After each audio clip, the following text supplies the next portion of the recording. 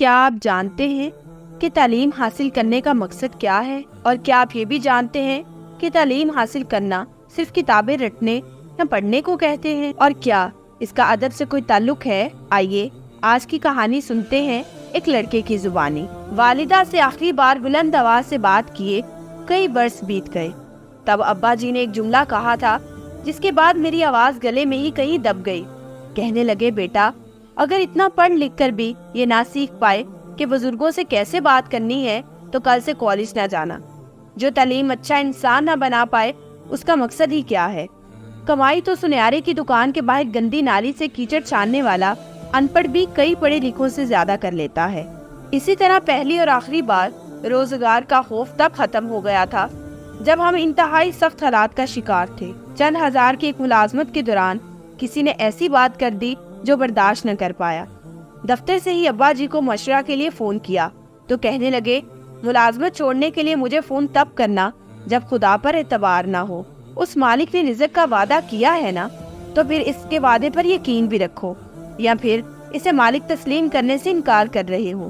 یہاں ملازمت کے لیے دل نہیں مانتا تو ایک لمحہ کی بھی تاخیر نہ کرنا۔ میں نے فون بند کیا اور اسی وقت استعفیٰ لکھ دیا۔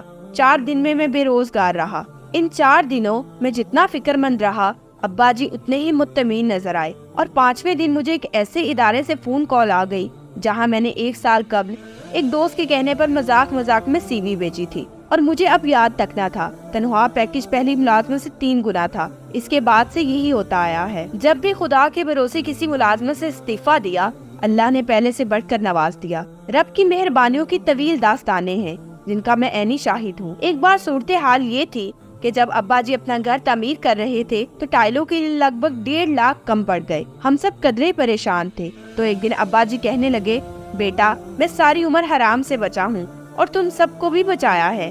مجھ سمیت میرے خاندان کے کسی فرد نے کسی کا حق نہیں کھایا، تو یہ کیسے ممکن ہے؟ مجھے ضرورت ہو اور رب عطا نہ کرے۔ تب عجیب سا لگا، نہ کوئی وسیلہ نہ کہیں سے امید۔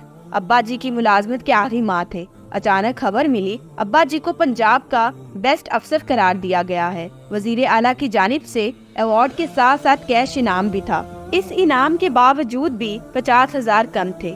ابا جی کہنے لگے، میں مقابلے کی دوڑ میں شامل نہیں ہوا، صرف اپنا فرض ادا کرتا رہا ہوں۔ خدا نے اس انعام کا حقدار قرار دلا کر یہ رقم دلوا دی ہے تو باقی رقم کا انتظام بھی وہی کر دے گا۔ میں اس کے علاوہ کسی کے آگے ہاتھ نہیں پھیلاؤں گا۔ اسی ہفتے اگلی خبر یہ ملی کہ محکمہ کی جانب سے بھی بہترین آفیسر قرار دیتے ہوئے کیش انعام دیا جا رہا ہے۔ ہمیں جتنی رقم کی ضرورت تھی اس سے زیادہ رقم عزت کے ساتھ آ گئی تھی۔ اس دن سے ایمان پختہ ہو گیا، ہم کسی کا حق نہ ماریں گے تو خدا ہمارا خیال رکھتا ہے۔ ابا جی کی زندگی ایسے ہی معجزوں سے بری ہوئی ہے۔ ان بظاہر عام سی باتوں سے میں نے بہت کچھ سیکھا ہے۔ سو اب ڈر نہیں لگتا، نہ کسی سے ہارنے کا اور نہ ہی رزق کی کمی کا۔ میں گھر میں سب سے زیادہ نکما ہوں۔ جب سب تہجد کے لیے اٹھتے ہیں تب سوتا ہوں، لیکن رب مجھے بھی میری سوچ سے زیادہ نواز دیتا ہے۔ مجھے امید ہے کہ ناظرین نے ہماری آج کی ویڈیو سے بہت کچھ سیکھا ہوگا، اور اگر آپ چاہتے ہیں کہ ہم ایسے ہی آپ کے ساتھ اہم موضوع شیئر کرتے رہیں تو ہمارے چینل کو لائک، شیئر اور سبسکرائب کرنا مت بھولیں، اور بیل آئیکن کا بٹن ضرور پریس کیا کریں تاکہ ہر نئی ویڈیو کا نوٹیفیکیشن آپ کو آپ کی اسکرین پر ملے۔ اب مجھے اجازت دیجیے، شکریہ، اللہ حافظ۔